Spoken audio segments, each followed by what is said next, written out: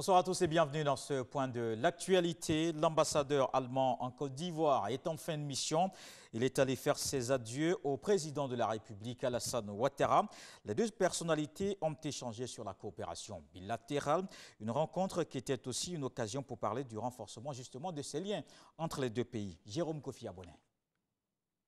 Sa mission diplomatique en Côte d'Ivoire est à sa fin. L'ambassadeur allemand est allé rencontrer ce mardi 16 juin 2020 le président de la République, Alassane Ouattara, au palais présidentiel pour le lui faire savoir dans le cadre de ses adieux. Une rencontre au terme de laquelle le diplomate allemand a une fois de plus réaffirmé la détermination de son pays à œuvrer au renforcement de la coopération avec la Côte d'Ivoire. On a un peu tiré la somme de nos activités ici. J'ai pu exprimer mes regrets pour ce qui passait dans le nord du pays, l'attaque terroriste, et j'ai aussi pu féliciter le président pour la bonne gestion, de la crise Covid dans ce pays. C'était une expérience importante pour nous aussi, pour la communauté internationale. Après, on a parlé des efforts supplémentaires que nous avons entrepris dans le cadre de notre compact avec l'Afrique, avec la présence de l'économie allemande ici, avec l'amélioration du climat d'investissement. Et c'est vrai que depuis la mise en œuvre du compact avec l'Afrique, en 2017, nous avons vu une multiplication des visites commerciales, des délégations, etc. Et je crois les dernières réserves, s'il y en avait encore, ça sera levé après les élections paisibles et acceptées par le peuple ivoirien.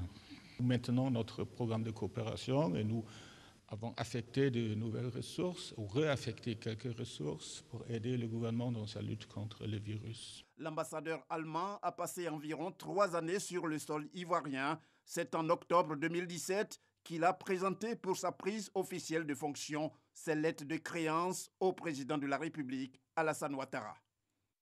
C'est l'heure du bilan du programme social du gouvernement. Un point qui porte sur le premier trimestre de l'année 2020. Le PS-Gouv, c'est entre autres l'emploi des jeunes, l'accès à l'eau et à l'électricité. Il est filets socio-productifs. Le ministre de la Communication et des Médias a donné des détails sur toutes ces réalisations. Sidi Temoko Touré était face aux journalistes pour expliquer les différentes déclinaisons de ce programme. Puis l'actualité, c'est aussi dominé par la Covid-19. La pandémie n'est pas encore terminée. Pourtant, les gestes barrières sont de moins en moins respectés. Il y a allègement des mesures, mais cela ne signifie pas que le pays est arrivé à bout de la maladie. Un constat partagé aussi à l'intérieur du pays. C'est le cas d'Imbokro. Les populations sont dans le relâchement. Il y a une baisse importante de la vigilance dans la ville.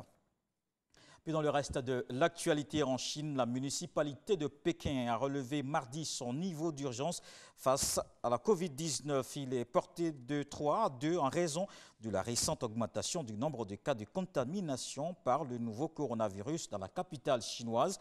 Les écoles maternelles primaires et les collèges vont fermer à partir de demain mercredi à Pékin.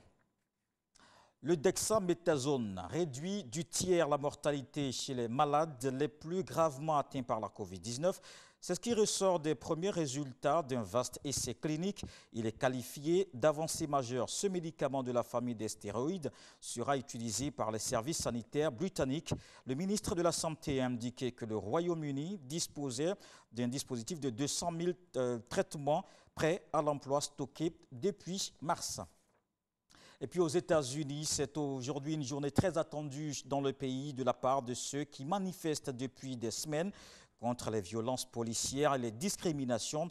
C'est ce mardi que doit être annoncé un décret du président Donald Trump, une décision qui vise à encourager les bonnes pratiques au sein des forces de l'ordre locales et notamment en développant une proximité avec les habitants. Mais avant, le président américain doit recevoir à la Maison-Blanche des familles de victimes de violences policières. Et puis on termine au Niger. L'ONG Human Rights Watch dénonce l'exécution sommaire par des militaires nigériens de 2 membres présumés de Boko Haram. C'est en mai dans le sud-est du pays. Cette accusation résulte d'une enquête sur une vidéo. L'organisme ajoute qu'il y a plusieurs autres allégations de violation des droits humains visant l'armée nigérienne. C'est la fin de ce point de l'information. On se retrouve à 20 h.